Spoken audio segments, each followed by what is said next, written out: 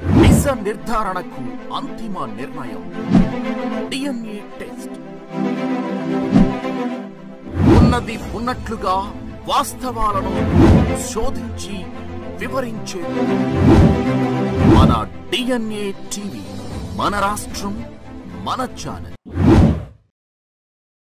నమస్కారం, DNA news కి స్వాగతం. ముందుగా ముఖ్యాంశాలు. సీఎం చంద్రబాబు నేతృత్వంలో కలెక్టర్ల సమావేశం. పాల్గొన్న డిప్యూటీ సీఎం పవన్ కళ్యాణ్, మంత్రులు, కలెక్టర్లు. ప్రజావేదిక కూల్చివేతతో వైసీపీ విధ్వంసం మొదలైందని సీఎం వెల్లడి. సీఎం చంద్రబాబు నుంచి ఎంతో నేర్చుకోవాల్సి ఉందని కలెక్టర్ సమావేశంలో డిప్యూటీ సీఎం పవన్ కళ్యాణ్ వెల్లడి. రాజ్యాంగం ఎంత గొప్పదైనా పనిచేసేవారు సరిగ్గా లేకపోతే నష్టమన్న పవన్ కళ్యాణ్, చంద్రబాబు విజన్ ను ముందుకు తీసుకువెళ్తామని వ్యాఖ్య. రాష్ట్ర ప్రభుత్వం పనితీరును, ప్రతిష్టతను ఇనుమడింప చేయవలసిన బాధ్యత జిల్లా కలెక్టర్లపైనే ఉందని ప్రభుత్వ ప్రధాన కార్యదర్శి నీరబ్ కుమార్ ప్రసాద్ వెల్లడి. రాష్ట్ర పునర్నిర్మాణానికి ఈ కలెక్టర్ల సదస్సు ఎంతో కీలకమన్న నీరబ్ కుమార్, ప్రభుత్వ ప్రతిష్టతను ఇనుమడింప చేయవలసిందిగా కలెక్టర్లపై ఉందని వెల్లడి. నగరంలో వీఎంసీ పార్కులో నూతనంగా నిర్మించిన జిమ్ ను ప్రారంభించిన మంత్రి నారాయణ, ఎమ్మెల్యే గద్దె రామ్మోహన్. కాలనీలో వాతావరణం ఆహ్లాదకరంగా ఉండేలా చేస్తామని మంత్రి నారాయణ వెల్లడి. గ్రీన్ డెవలప్మెంట్, పర్యావరణంపై సీఎం చంద్రబాబుతో చర్చించామని వ్యాఖ్య. ప్రజావేదిక కూల్చివేతతో గత ప్రభుత్వం విధ్వంసం మొదలైందని ఏపీ ముఖ్యమంత్రి నారా చంద్రబాబు నాయుడు వ్యాఖ్యానించారు. గత ప్రభుత్వ ఆకృత్యాలను భరించలేకే ఎన్నికల్లో ప్రజలు వారికి గుణపాఠం చెప్పారని పేర్కొన్నారు. గత 5 ఏళ్లలో వైసీపీ నాయకులు రాష్ట్రంలోని అన్ని రంగాలను దోచుకున్నారని విమర్శించారు. అమరావతిలో జరుగుతున్న కలెక్టర్ల సమావేశంలో మాట్లాడుతూ ఆయన వ్యాఖ్యలు చేశారు. కలెక్టర్లతో సమావేశం పెట్టి మరీ వేదికను కూల్చివేశారని ఆవేదన వ్యక్తం చేశారు. గత ప్రభుత్వ ఆకృత్యాలను భరించలేక ఎన్నికల్లో ప్రజలు వారికి గుణపాఠం చెప్పారని పేర్కొన్నారు. గత 5 ఏళ్లలో వైసీపీ నాయకులు రాష్ట్రంలోని అన్ని రంగాలను దోచుకున్నారని విమర్శించారు. గత ప్రభుత్వంలో చూసిన విధ్వంసం, బెదిరింపులు తమ ప్రభుత్వంలో ఉండవని స్పష్టం చేశారు. చిన్న చిన్న తప్పులుంటే సరిచేయవచ్చని, కానీ విధ్వంసమైన రాష్ట్రాన్ని పునర్నిర్మించాలంటే మాత్రం చాలా కష్టపడాల్సి ఉంటుందని తెలియజేశారు. ఇకపై ప్రతి 3 నెలలకు ఒకసారి కలెక్టరేట్లో కాన్ఫరెన్స్ నిర్వహిస్తామని తెలిపారు. కూటమి ప్రభుత్వం ఇకపై ఎప్పటికప్పుడు లక్ష్యాలను నిర్దేశించుకొని ముందుకు వెళ్తుందని, నేటి కలెక్టర్ల సమావేశం చరిత్రను తిరగరాయిపోతుందని పేర్కొన్నారు. తాను కూడా ఇకపై సమయపాలన పాటిస్తానని, తన పనితీరుపైన రివ్యూ ఉంటుందని చంద్రబాబు తెలిపారు. ఇప్పుడు ఇక్కడ మన కాన్ఫరెన్స్ కూడా అందరూ కూడా ఒకే వేవ్ లెంగ్త్ లో పనిచేయాలని డిస్ట్రిక్ట్ లెవెల్లో ఉండే డిస్ట్రిక్ట్ ఆఫీసర్స్ అందరినీ వీడియో కాన్ఫరెన్స్ లో పెట్టాం. అక్కడుండే డిస్ట్రిక్ట్ ఆఫీసర్స్కి అందరికి కూడా నా నమస్కారాలు. మొట్టమొదటిసారిగా కలెక్టర్స్ కాన్ఫరెన్స్కి మీకు అందరికీ స్వాగతం. ఇది ఒక హిస్టారికల్ కాన్ఫరెన్స్. ఎప్పుడు కూడా ఎప్పటికప్పుడు ఒక లక్ష్యాలను నిర్దేశించుకుని తద్వారా ముందుకు పోవాల్సిన అవసరం ఉంది.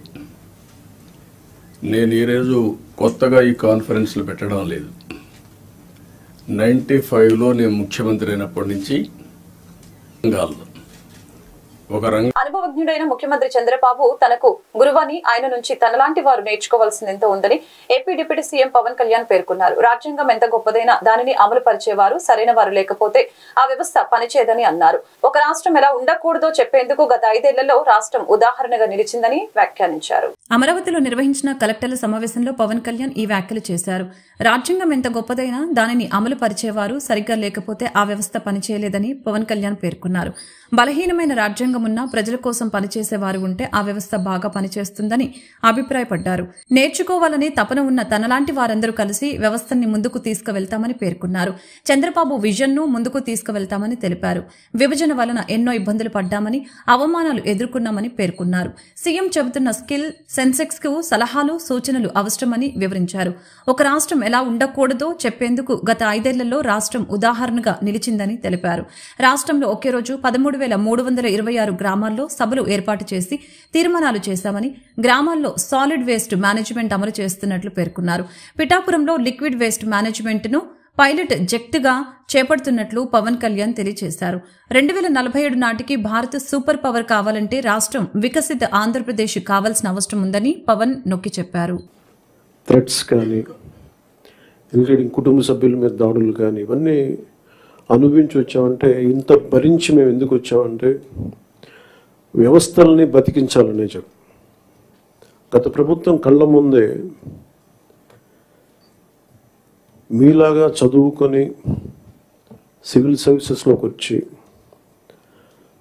మీరు ఎంత కష్టపడి ఐఏఎస్లు చదివి ఉన్నాలో, ఎంత పోటీ పడి లక్షలాది మంది పోటీ పడితే a handful of collectors would come out and emerge out. అలాంటి ఒక ఎమినెంట్ వ్యవస్థని, బలోపేతమైన వ్యవస్థని గత ప్రభుత్వం దాన్ని ఒక ఆటబొమ్మలో చేయడం మా అందరికీ చాలా బాధ కలిగించింది. మేమందరం కూడా దేనికి బయటకు వచ్చామంటే ఈ వ్యవస్థని బలోపేతం చేయాలి, వ్యవస్థని బలహీనం చేస్తారని చెప్పి at the cost of our life దెబ్బలు తిని, ఒకవేళ మేము రాకపోయినా కానీ ప్రజాక్షేత్రంలో నిలబడి ఈ వ్యవస్థని బలోపేతం చేయాలని ఉద్దేశంతో ఇక్కడికి వచ్చాం. But God's grace and people's commitment, they save the democracy, they brought us into power. ఇది ముందు మీకు ఎందుకు దృష్టిలో ఉన్నా చెప్తున్నాం అంటే, we are here to strengthen you, we are here to empower you, we are here to stand by you for good governance and accountable governance. ఇన్ని దశాబ్దాలుగా ఇప్పుడు ఆంధ్రప్రదేశ్, ఉమ్మడి ఆంధ్రప్రదేశ్ కానీ విభజిత ఆంధ్రప్రదేశ్ కానీ ఎప్పుడు ఇంత ఇబ్బంది పడలేదు. గత 5 ఏళ్ళుగా ఆంధ్రప్రదేశ్లో పాలన ఎలా ఉందో చూశారు. గతంలో చాలామంది నా సన్నిహితులు, సహచరులు కొంతమంది చెప్తా ఉన్నారు, ఇదివరకు ఆంధ్రప్రదేశ్లో పనిచేయాలి బ్యూరోక్రాట్స్ అని అనుకుంటే ఐఏఎస్లు కానీ ఐపీఎస్లు కానీ ఎనీ సర్వీసెస్ నుంచి పోటీ పడేవాళ్ళం. ఇదివరకు ఒక మోడల్ స్టేట్. రాష్ట్ర ప్రభుత్వ పనితీరును, ప్రతిష్టతను ఇనుమడింప చేయవలసిన బాధ్యత జిల్లా కలెక్టర్లపైనే ఉందని ప్రభుత్వ ప్రధాన కార్యదర్శి నీరబ్ కుమార్ ప్రసాద్ అన్నారు. ప్రభుత్వం చేపట్టిన ఎన్టీఆర్ భరోసా పెన్షన్ల పంపిణీలో జిల్లా కలెక్టర్లు చూపిన చొరవను అభినందిస్తున్నానని చెప్పారు. రాబోయే 100 రోజులు ప్రణాళిక జిల్లాలో ఒక సఫలీకృతమే ప్రగతి పదంలో పరిడవిల్లేలా మీరందరూ పనిచేస్తారని ఆశిస్తున్నట్లు తెలిపారు. సచివాలయంలో ముఖ్యమంత్రి నారా చంద్రబాబు నాయుడు నేతృత్వంలో జరిగిన జిల్లా కలెక్టర్ల సదస్సులో ప్రభుత్వ ప్రధాన కార్యదర్శి నీరబ్ కుమార్ ప్రసాద్ ప్రారంభోత్సవ ఉపన్యాసం చేశారు. ఇప్పుడు నిర్వహిస్తున్న ఈ సదస్సు అత్యంత కీలకమైంది. రాష్ట్ర పునర్నిర్మాణానికి ఎంతో కీలకమైంది. రాబోయే 5 సంవత్సరాల్లో ఈ రాష్ట్ర ప్రభుత్వ పనితీరుకు అద్దం పడుతూ ప్రభుత్వ ప్రతిష్టతను ఇనుమడింప చేయవలసిన బాధ్యత అంతిమంగా జిల్లా కలెక్టర్లదే అని అన్నారు. రాబోయే 100 రోజుల్లో ప్రభుత్వం చేపట్టవలసిన కార్యక్రమాలకు సంబంధించిన ప్రణాళికలు రూపొందించినట్లు తెలియజేశారు. ప్రజా సమస్యలకి అత్యంత ప్రాధాన్యం ఇవ్వాలని, ఒకవేళ మీ స్థాయిలో సమస్యలు ఉన్నా పరిష్కారం కాకపోతే వాటిని ఆయా విభాగాల ఉన్నతాధికారుల దృష్టికి తీసుకువచ్చి వాటిని పరిష్కరించాలని కోరారు. పెన్షన్ల పంపిణీలో కలెక్టర్లంతా యంత్రాంగంతో ఎంతో సంయమనంతో సంఘటితంగా పనిచేసి విజయవంతంగా పెన్షన్లు పంపిణీ చేశారని అన్నారు. ఇదే చొరవ స్ఫూర్తిని మిగిలిన ప్రభుత్వ కార్యక్రమాల్లో కూడా చూపించాలని తెలిపారు. And the image of the government is primarily dependent on the quality of administration provided by the district collectors. Hence, it is very important that the collectors recognize this fact and take full responsibility and accountability of the whole district administration. A significant and discernible difference should be visible in the district administration to all in Andhra Pradesh and even outside immediately within 100 days by your advance actions, planning, scheme implementations, responses to incidents and leadership of your districts. Citizens are the cornerstone of the new government, and it is essential that all the grievances of the people are appropriately and timely addressed. Collectors must take personal initiative in this regard and strictly follow the people first principle. Some of the issues arising in the district may require systemic improvement or policy changes. I strongly urge the district collectors to follow the protocol of taking up these issues with the respective heads of the departments or the secretaries of the department in the true spirit of institution building. If the matter is still not resolved, the collectors can always escalate the issues to the higher authorities. I also appeal to the HODs and the secretaries to give highest priority to the issues raised by the district. కాలనీలో వాతావరణం ఆహ్లాదకరంగా ఉండేలా చేస్తామని municipal శాఖ మంత్రి నారాయణ తెలిపారు. Green development, పర్యావరణంపై CM చంద్రబాబుతో చర్చించామని తెలిపారు. 27,000 కోట్ల రూపాయలు కేంద్రం నుంచి నిధులు రావాల్సి ఉందని చెప్పారు. విజయవాడ వెటర్నరీ కాలనీలోని విఎంసీ పార్కులో నూతనంగా నిర్మించిన జిమ్ ను మున్సిపల్ శాఖ మంత్రి నారాయణ, ఎమ్మెల్యే గద్దె రామ్మోహన్ ప్రారంభించారు. ఈ సందర్భంగా మంత్రి నారాయణ మాట్లాడుతూ వెటర్నరీ కాలనీ వాసులు జిమ్ కోసం సొంతంగా డబ్బు సమకూర్చుకోవడం సంతోషంగా ఉందని తెలిపారు. వీఎంసీ ఆధ్వర్యంలో ఈ పార్కు నిర్వహణ జరుగుతుందని, కాలనీలో వాతావరణం ఆహ్లాదకరంగా ఉండేలా చేస్తామని తెలిపారు. ఈ ప్రాంతంలో కొన్ని సమస్యలు తనకు చెప్పారని, వాటిని పరిష్కరిస్తామని అన్నారు. గత 5 ఏళ్లలో అసలేం చేశారో తెలుసుకున్నామని, రాష్ట్ర వాటా నిధులు ఇవ్వకపోవటం వలన కేంద్రం నిధులు ఆగిపోయాయని అన్నారు. సీఎం సహకారంతో కేంద్రం నుంచి నిధులు తెచ్చేందుకు కృషి చేస్తామని పేర్కొన్నారు. ఎమ్మెల్యే గద్దె రామ్మోహన్ మాట్లాడుతూ మున్సిపల్ మంత్రిగా నారాయణ అనేక నూతన విధానాలను అమలు చేశారని అన్నారు. 2014 నుంచి 19 మధ్య కాలంలో పట్టణాలు, నగరాలు సుందరీకరణ చేశారని అన్నారు. ఇప్పుడు మళ్లీ మున్సిపల్ మంత్రిగా తన పని తీరుతో ఆకట్టుకుంటున్నారని పేర్కొన్నారు. విజయవాడలో అండర్ గ్రౌండ్ డ్రైనేజీ సమస్య బాగా ఉందని, మంత్రి నారాయణ ఒక డ్రైవ్ పెట్టి సమస్యల్ని పరిష్కరించడానికి సహకరించాలని కోరారు.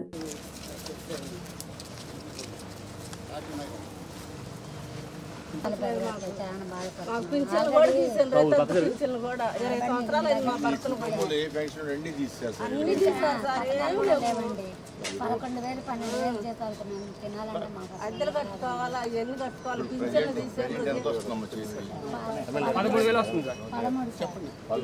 కటింగులు బాగుంది. 10,000 ముందు 9 ఉండేది, మన 2014 పెంచారు.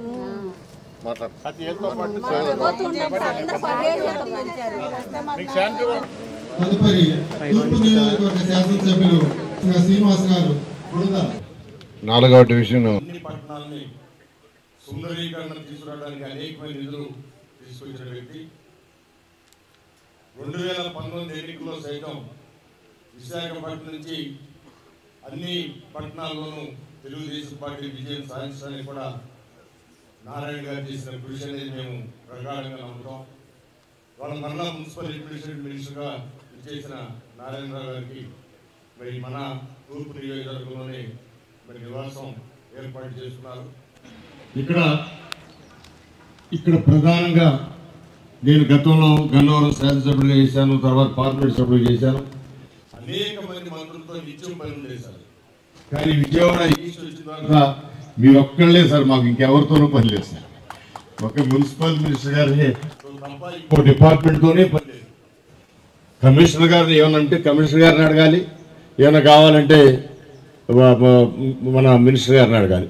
మీ ఇద్దరే కాబట్టి ఇక్కడ విజయవాడలో ప్రధానంగా ఉన్న సమస్యలు అండర్ గ్రౌండ్ డ్రైనేజ్ మొత్తం కూడా చాలా చోట్ల ఫెయిల్ అయిపోయి ఉంది సార్. అది రోడ్డు మీదకి వచ్చేస్తుంది sir.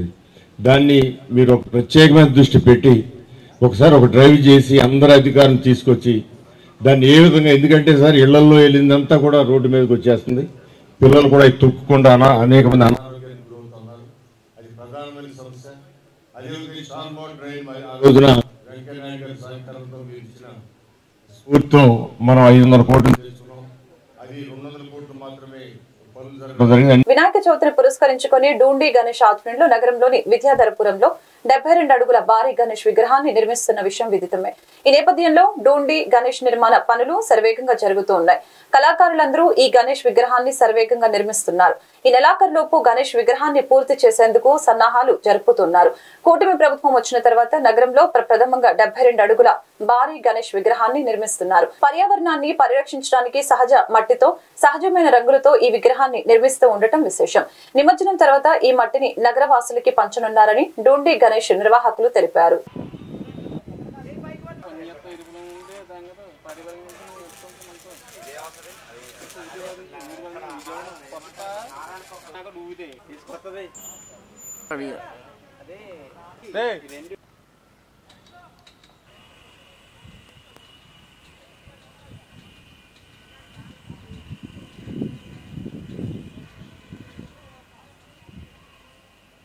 Union bank of India ఆధ్వర్యంలో సమృద్ధి డిపాజిట్ పథకంతో ఎక్కువ రాబడి పొందవచ్చని రోడ్ షో కార్యక్రమాన్ని నిర్వహించడం జరిగింది.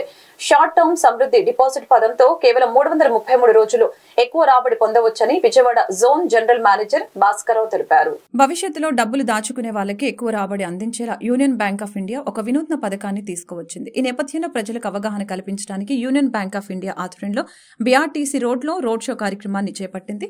ఈ సందర్భంగా విజయవాడ జోనల్ కార్యాలయం జనరల్ మేనేజర్ భాస్కర్ భాస్కరరావు మాట్లాడారు. తమ బ్యాంకు ఆధ్వర్యంలో ప్రజలకు అవగాహన కల్పించడానికి చాలా తక్కువ రోజులకి ఫిక్స్డ్ డిపాజిట్ పథకాన్ని వెలుగులోకి తీసుకువచ్చామని, కేవలం 333 రోజులు మంచి వడ్డీ రేట్లను కల్పిస్తూ ఉంటుందని తెలిపారు. యూనియన్ సమృద్ధి డిపాజిట్ పథకంతో 333 రోజులకి ఎక్కువ రాబడి వచ్చే విధంగా 7.40% వడ్డీ రేటును కనిపిస్తున్నామని, అలాగే సీనియర్ సిటిజన్లకి 7.90% కల్పిస్తున్నామని, సూపర్ సీనియర్ సిటిజన్లకి 8.15% కల్పిస్తున్నామని తెలిపారు.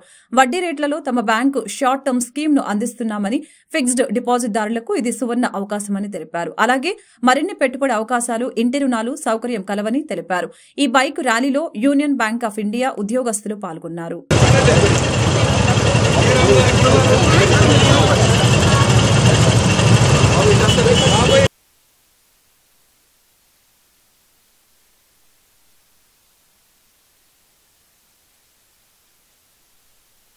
సో ఆంధ్రప్రదేశ్ ప్రజలందరికీ ఉషోదయం అండి, గుడ్ మార్నింగ్. మేమంతా యూనియన్ బ్యాంక్ ఆఫ్ ఇండియా నుంచి ఈరోజు ఈ రోడ్ షో చేస్తున్నాము. ఎందుకంటే మా బ్యాంకు షార్ట్ టర్మ్ అంటే 333 రోజులకి బ్యాంకింగ్ ఇండస్ట్రీలోనే మంచి వడ్డీ రేట్ ఇస్తుంది. అది 6.4% అండి, 7.4%. 333 రోజులకి మీ యొక్క డిపాజిట్ 7.4% రేట్ ఆఫ్ ఇంట్రెస్ట్ తోటి మీకు అందుతుందండి. అట్లాగే ఎవరైతే సీనియర్ సిటిజన్స్ ఉన్నారో 60 సంవత్సరాలు దాటిన వాళ్ళకి 7.5% తోటి 7.9% తోటి మీకు వడ్డీ ఇస్తారండి. అట్లాగే సూపర్ సీనియర్ సిటిజన్స్ ఎవరైతే 80 సంవత్సరాలు దాటుతారో వాళ్ళకి 8.15% దొరుకుతుందండి. ఈ రోజుల్లో మనకి ఈ వడ్డీ రేట్లు అనేవి చాలా ఫ్లెక్సిబుల్గా ఉన్నాయి. మనం 3 సంవత్సరాలకి, 4 సంవత్సరాలకి, 5 సంవత్సరాలకి వేసుకోటే ఎప్పుడు ఏమి మార్కెట్, ఎకనామిక్ మార్కెట్ ఎలా స్పందిస్తుందని తెలియదు. ప్రభుత్వ పాఠశాలలో, కళాశాలలో మౌలిక సదుపాయాలు అందించడానికి తమ ప్రభుత్వం ఎల్లప్పుడూ ముందుంటుందని సెంట్రల్ ఎమ్మెల్యే బోండా ఉమామహేశ్వరరావు అన్నారు. విద్యార్థుల్ని భావి భారత పౌరులుగా తీర్చిదిద్దడానికి ఉపాధ్యాయులు కృషి చేయాలని కోరారు. సెంట్రల్ నియోజకవర్గం పరిధిలోని 62 డివిజన్ రాధానగర్ 7 అపార్ట్మెంట్స్ ఎదురుగా గల జూనియర్ కళాశాల నందు విద్యార్థులకి పుస్తకాల పంపిణీ కార్యక్రమం నిర్వహించడం జరిగింది. ఈ కార్యక్రమానికి ముఖ్య అతిథిగా సెంట్రల్ నియోజకవర్గ శాసనసభ్యులు బోండా ఉమామహేశ్వరరావు ఇచ్చేసి కళాశాల విద్యార్థులకి పుస్తకాలు పంపిణీ చేశారు. తొలుత బోండా ఉమ జాతిపిత మహాత్మా గాంధీ విగ్రహానికి పూలమాలలు వేసి నివాళులు అర్పించారు.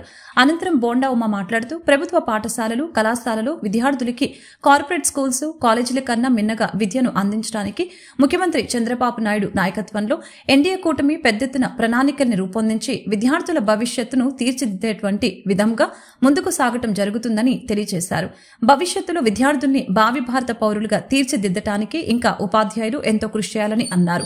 ఇటువంటి స్కూల్లో మౌలిక సదుపాయాలు కల్పించడం తమ బాధ్యత అని, విద్యార్థులకి పౌష్టికాహారంతో పాటు మరుగుదొడ్లు ఎప్పటికప్పుడు శుభ్రంగా ఉంచడం, వారికి కావలసినటువంటి స్టేషనరీని ప్రభుత్వం ఏర్పాటు చేస్తుందని, విద్యార్థులు ఎటువంటి ఆలోచనలు పెట్టుకోకుండా మంచిగా చదువుకొని ఉన్నత స్థాయికి సెంట్రల్ నియోజకవర్గాన్ని, ఆంధ్రప్రదేశ్ రాష్ట్రాన్ని, మన దేశాన్ని ఉన్నత స్థాయిలో నిలబెట్టాలని బోండా ఉమా విద్యార్థులకి తెలియజేశారు. కొత్త ప్రభుత్వం వచ్చినాక, చంద్రబాబు నాయుడు గారు ముఖ్యమంత్రి అయినాక నూతనంగా విద్యాశాఖకు మరెన్నో రకాలుగా మళ్ళీ పూర్వ వైభోగం వస్తూ ఉంది. ఇవాళ గత 5 సంవత్సరాల చదువుల్లో కాలేజీలు కానీ, స్కూల్స్ కానీ, గవర్నమెంట్ కాలేజీలు కానీ పూర్తి నిర్లక్ష్యానికి గురైన సందర్భంలో ఈరోజు ప్రభుత్వం మరి పెద్ద ఎత్తున విద్యార్థులకు అండగా నిలబడటం వల్ల మా పిల్లలు, ఆడపిల్లల్లో అలాగే మగపిల్లల్లో సంతోషాలు, అలాగే వాళ్ళ పేరెంట్స్ మొహంలో కూడా కళ కనబడుతూ ఉంది. రాబోయే రోజుల్లో విద్యకు అత్యంత ప్రాధాన్యత ఇచ్చే ముఖ్యమంత్రి చంద్రబాబు గారి నాయకత్వంలో ఖచ్చితంగా అండగా ఉంటాం. వాళ్ళకి అన్ని ఫెసిలిటీస్ ఇస్తాం. ఇప్పటికే స్కూల్స్లో మధ్యాహ్నం భోజనం ఉచితంగా పెడుతున్నాం. యూనిఫామ్లు, text books, note books, shoes అన్నీ ఇస్తున్నాం. కాలేజీల్లో జూనియర్ ఇంటర్, సీనియర్ ఇంటర్కి text books, uniform, note books, bag ఇస్తున్నాం. ఇంకా రాబోయే రోజుల్లో మరిన్ని మెరుగైనటువంటి విధానాల్లో వాళ్ళకి అండగా ఉంటాం. గవర్నమెంట్ కాలేజీల్లో, స్కూల్లో చదువుకునే పిల్లలకి మా సొంత బిడ్డల్లా చూసుకుంటాం. మిగతా వాళ్ళని కూడా గవర్నమెంట్ స్కూల్స్, ప్రైవేట్ స్కూల్స్ మోజులో డబ్బులు పోగొట్టుకోకుండా VOA school sanitation field assistant తదితర చిరు ఉద్యోగులపై రాజకీయ వేధింపులు అక్రమ తొలగింపులు ఆపాలని సిఐటియు డిమాండ్ చేసింది. ఎన్నికల మేనిఫెస్టోలో ఇచ్చిన హామీలను రాష్ట్ర ప్రభుత్వం అమలు చేయాలని కోరింది.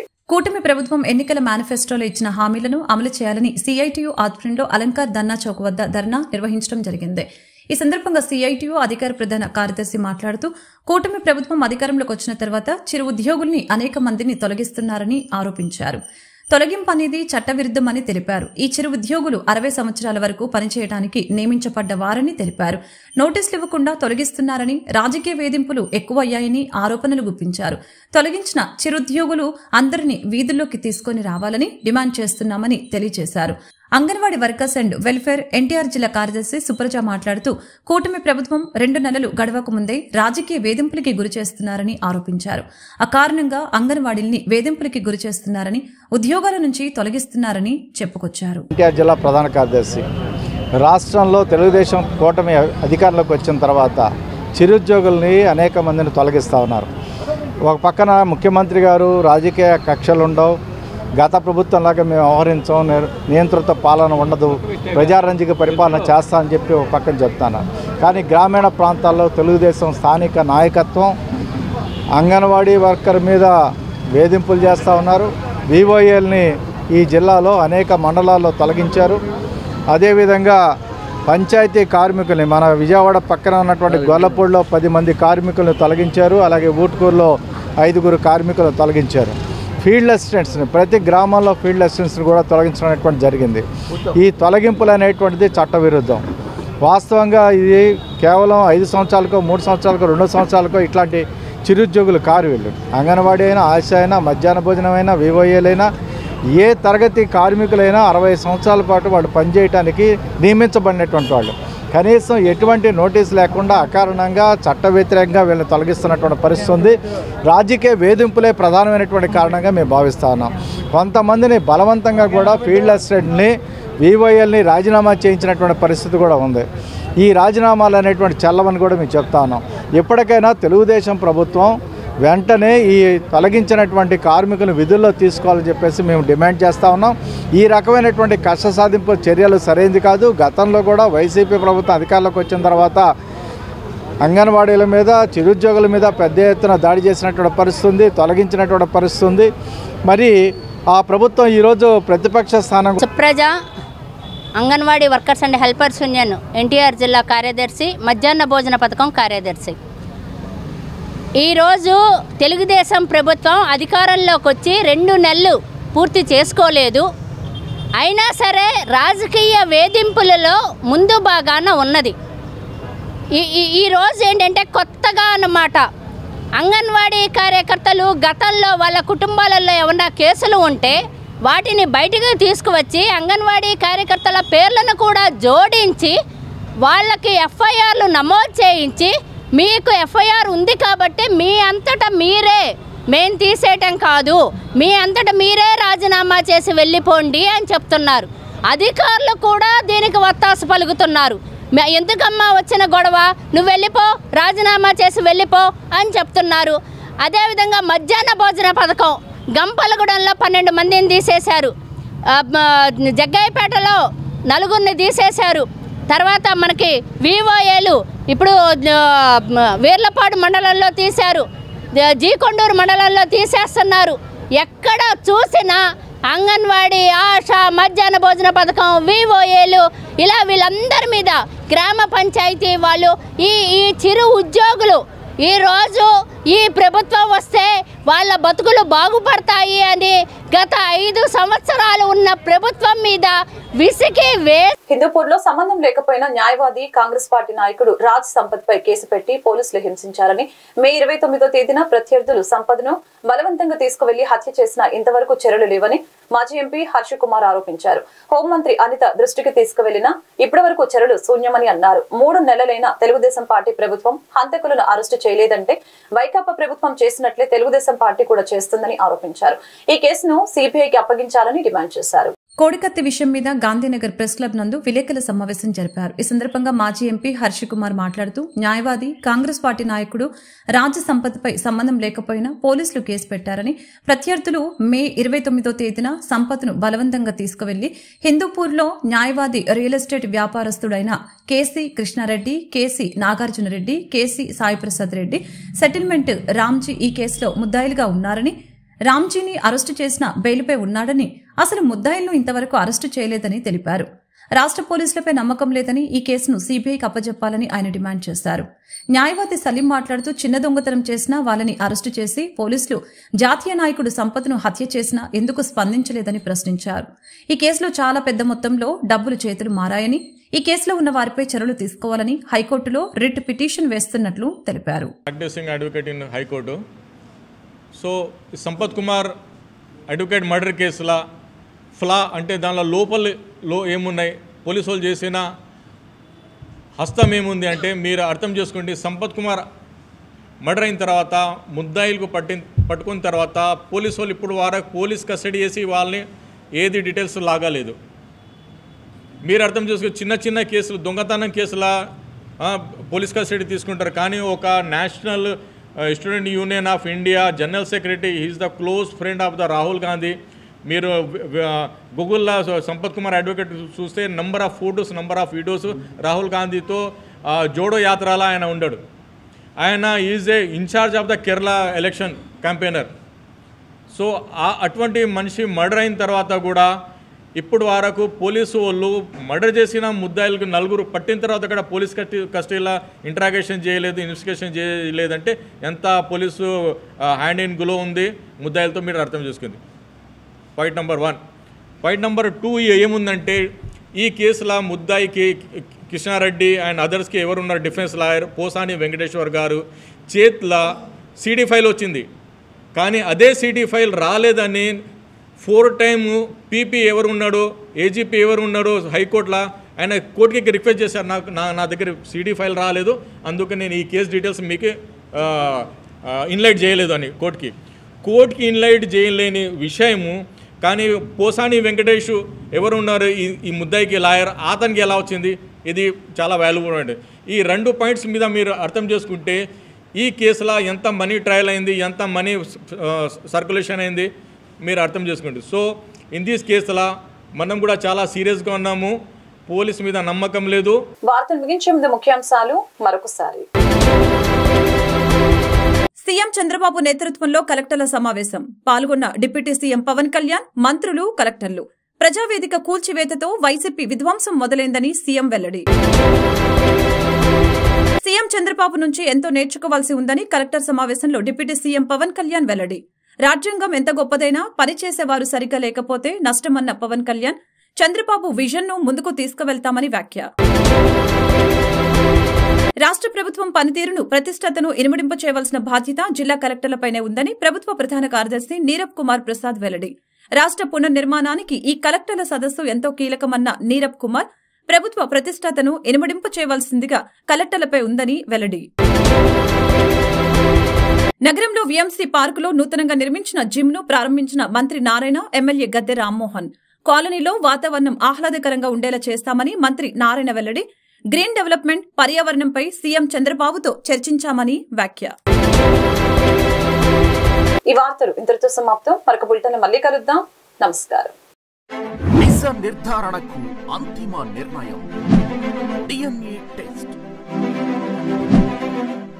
ఉన్నది ఉన్నట్లుగా వాస్తవాలను శోధించి వివరించే మన డిఎన్ఏ టీవీ, మన రాష్ట్రం, మన ఛానల్.